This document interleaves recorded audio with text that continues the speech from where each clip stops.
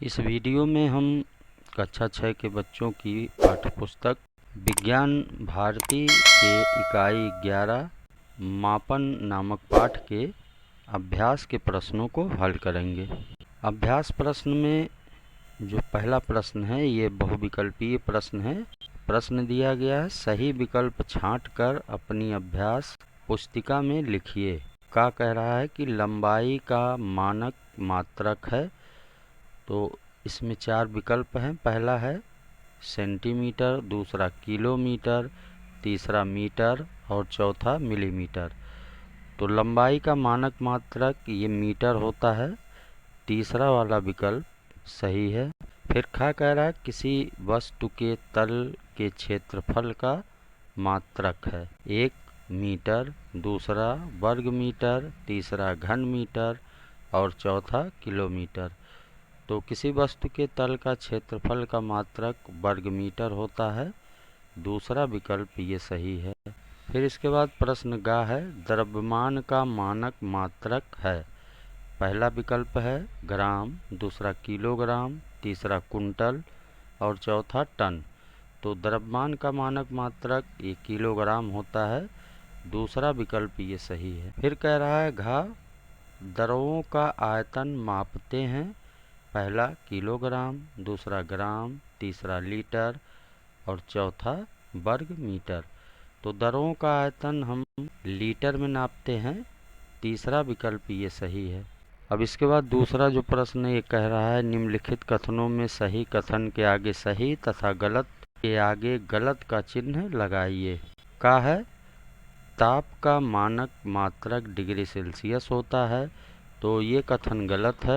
फिर खा है किसी द्रव का आयतन पटरी की सहायता से प्राप्त कर सकते हैं, ये कथन भी गलत है। फिर गा है विराम घड़ी का प्रयोग विद्यालयों में समय देखने के लिए किया जाता है, ये कथन भी गलत है। फिर घा है आयतन का एसआई मात्रक घन मीटर होता है, ये कथन सही है। इसके बाद तीसरा प्रश्न है, रिक्त स्थानों की पूर्ति कोष्ठक में दिए गए शब्दों से कीजिए। तो यहाँ हमें रिक्त स्थानों की पूर्ति करना है। कोष्ठक में दिया गया है लीटर, मीटर, घन मीटर, ताप, सेकंड। अब इनको हमें खाली स्थानों में भरना है। तो क्या कह रहा है कि ठोस का आयतन घन मीटर में व्यक्त करेंगे, यहाँ हम घन मीटर भरेंगे। खा है समय का मानक मात्रक सेकंड है, यहाँ सेकंड भरेंगे।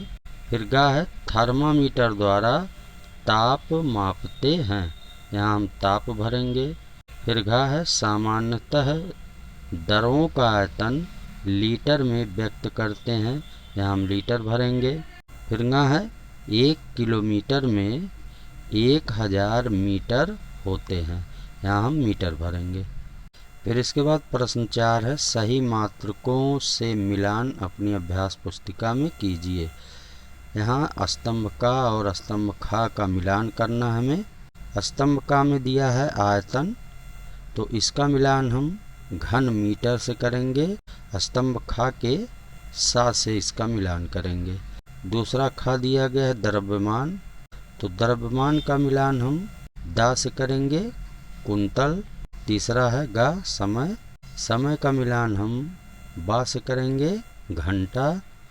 फिर है लंबाई, लंबाई का मिलान हम किलोमीटर या वाले या से करेंगे। फिर गा है ताप, ताप का मिलान हम आ से करेंगे, केल्विन। तो इस तरह से हम स्तंभ का और खा के शब्दों का मिलान करेंगे। तो इसके बाद प्रश्न 5 है, किसी वस्तु में उपस्थित द्रव्य की मात्रा को क्या कहते हैं। तो इसका उत्तर है किसी वस्तु में उपस्थित द्रव्य की मात्रा को आयतन कहते हैं। फिर खा है ठोस तथा द्रव का आयतन मापते समय कौन से मात्रक प्रयुक्त होते हैं। ठोस तथा द्रव का आयतन मापने के लिए घन मीटर, लीटर मात्रक प्रयुक्त होते हैं। फिर छठवां है, समय मापन में विराम घड़ी का उपयोग कब किया जाता है। इसका उत्तर होगा समय मापन में विराम घड़ी का उपयोग खेल कूद में समय की सही माप के लिए तथा प्रयोगशाला में प्रयोग का प्रेक्षण लेने में किया जाता है। फिर इसके बाद खा है, किसी ईंट का आयतन ज्ञात करने के लिए कौन सी 3 माप ली जाती है? तो इसका उत्तर होगा, किसी ईंट का आयतन ज्ञात करने के लिए लंबाई, चौड़ाई तथा ऊंचाई की माप ली जाती है। फिर प्रश्न 7 है, निम्नलिखित प्रश्नों के उत्तर लिखिए। का है, स्वस्थ मानव के शरीर का सामान्य ताप क्या होता है? तो इसका उत्तर होगा, स्वस्थ मानव के शरीर का सामान्य ताप 37 सेल्सियस या 98.6 फ़ारेनहाइट होता है। फिर इसके बाद खा है, 1 घन सेंटीमीटर और 1 घन मिलीमीटर में क्या समानता तथा असमानता होती है? तो इसका उत्तर होगा, 1 घन सेंटीमीटर और 1 घन मिलीमीटर। तो इसमें समानता होगी, दोनों किसी वस्तु द्वारा घेरे गए स्थान का आयतन बताते हैं, ये समानता है। असमानता 1 सेंटीमीटर ये बराबर 10 मिलीमीटर के होता है, इसलिए घन मिलीमीटर घन सेंटीमीटर की तुलना में छोटी इकाई है। फिर प्रश्न 8 है, लंबाई, द्रव्यमान, समय तथा ताप के मानक मात्रक लिखिए। इसका उत्तर होगा, लंबाई, द्रव्यमान, समय तथा ताप का मानक मात्रक क्रमशः मीटर, किलोग्राम, सेकंड तथा केल्विन है। इसके बाद प्रश्न संख्या 9 है, एक कमरे की लंबाई, चौड़ाई, ऊंचाई क्रमशः 8 मीटर, 6 मीटर तथा 2 मीटर है। इसका आयतन घन मीटर तथा घन सेंटीमीटर में ज्ञात कीजिए। तो इसका हल हो जाएगा, कमरे की लंबाई ये बराबर 8 मीटर, चौड़ाई कमरे की 6 मीटर, ऊंचाई कमरे की 2 मीटर। कमरे का आयतन अब ज्ञात करेंगे तो इसका सूत्र होता है लंबाई गुणे चौड़ाई गुणे ऊंचाई। लंबाई, चौड़ाई और ऊंचाई को जब हम गुणा कर देते हैं तो हमें आयतन का पता चल जाता है। तो 8, 6 और 2 का गुणा करेंगे तो इसको गुणा करने के बाद आ जाएगा 96 घन मीटर। ये घन मीटर में आ गया हमारा। अब हम घन सेंटीमीटर में कमरे का आयतन ज्ञात करेंगे। हम जानते हैं कि 1 मीटर बराबर 100 सेंटीमीटर होता है। तो लंबाई जो कि 8 मीटर थी, इसको हम सेंटीमीटर में बदलेंगे। 8 में 100 से गुणा हो जाएगा, ये हो जाएगा 800 सेंटीमीटर। फिर चौड़ाई जो 6 मीटर है, इसको जब हम सेंटीमीटर में बदलेंगे तो 6 में 100 से गुणा करेंगे, ये हो जाएगा 600 सेंटीमीटर। फिर ऊंचाई जो 2 मीटर है, इसको हम 100 से गुणा करेंगे तो ये आ जाएगा 200 सेंटीमीटर। अब हम कमरे का आयतन ज्ञात करेंगे तो हम 800, 600 और 200 का आपस में गुणा कर देंगे। तो हमारा जो कमरे का आयतन आएगा 9,60,00,000 घन सेंटीमीटर। ये हो जाएगा घन सेंटीमीटर में कमरे का आयतन। इसके बाद प्रश्न 10 है, एक बर्तन की धारिता 24 लीटर है। इसकी धारिता का मान घन सेंटीमीटर तथा घन मीटर में ज्ञात कीजिए। अब चूंकि बर्तन की धारिता ये है 24 लीटर और चूंकि 1 लीटर बराबर 1000 घन सेंटीमीटर होता है, इसलिए 24 लीटर में 24 में हम 1000 से गुणा कर देंगे तो ये आ जाएगा हमारा 24,000 घन सेंटीमीटर। फिर इसके बाद चूंकि 1 घन मीटर बराबर होता है 1000 लीटर। अब 24 लीटर को हमें घन मीटर में बदलना है तो इसके लिए हम क्या करेंगे, 24 में 1000 से भाग कर देंगे। तो जब 24 में 1000 से भाग करेंगे हम तो हमारा उत्तर आ जाएगा 0.024 घन मीटर। तो ये हो जाएगा घन मीटर में बर्तन की धारिता। फिर इसके बाद प्रश्न 11 है, एक वस्तु का द्रव्यमान 200 किलोग्राम है। इस वस्तु के द्रव्यमान को कुंतल तथा मीट्री टन में ज्ञात कीजिए। अब इसको हल करेंगे। वस्तु का द्रव्यमान ये दिया है 200 किलोग्राम और हम जानते हैं कि 1 किलोग्राम बराबर होता है 1/100 कुंतल।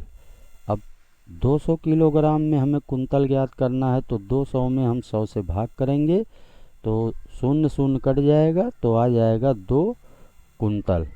अब फिर इसके बाद 1 किलोग्राम बराबर 1/1000 मीट्रिक टन होता है।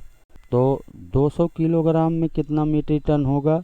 200 में हम 1000 से भाग करेंगे तो आ जाएगा 0.2 मीट्रिक टन।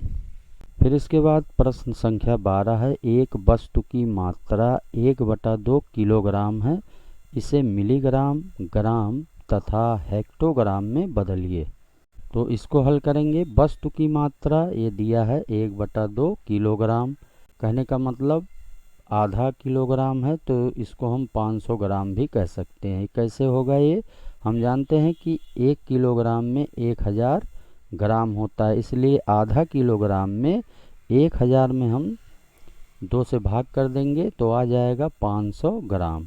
तो ये हो जाएगा ग्राम में 500 ग्राम आ जाएगा 1/2 किलोग्राम का। फिर 1 किलोग्राम में हम जानते हैं ये होता है 10 हेक्टोग्राम। तो 1/2 किलोग्राम में 10 में 2 से भाग करेंगे तो आ जाएगा 2×5 = 10, 5 हेक्टोग्राम आ जाएगा। ये हो जाएगा 1/2 किलोग्राम का हेक्टोग्राम में 5 हेक्टोग्राम।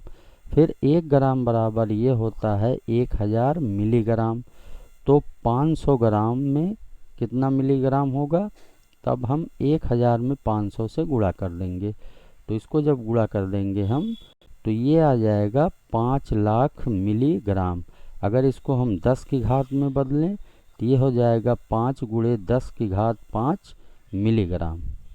इसके बाद प्रश्न संख्या 13 है, किसी खेत की लंबाई 400 मीटर तथा चौड़ाई 600 मीटर है, खेत का क्षेत्रफल एयर तथा हेक्टेयर में ज्ञात कीजिए।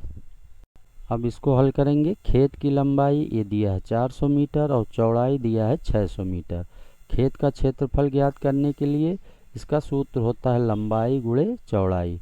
तो लंबाई और चौड़ाई को जब हम गुणा करेंगे तो खेत का क्षेत्रफल आ जाएगा। तो गुणा करेंगे हम 400 और 600 का तो ये आ जाएगा 2,40,000 वर्ग मीटर। ये हो जाएगा खेत का क्षेत्रफल। अब इसके बाद हम जानते हैं कि 1 एयर बराबर 100 वर्ग मीटर होता है। तो अब हम 2,40,000 में 100 से भाग करेंगे। अब 0 0 कट जाएगा, 2 0 ऊपर और 2 0 नीचे, ये आ जाएगा 2400 एयर। अब फिर इसके बाद 1 हेक्टेयर बराबर 10,000 वर्ग मीटर।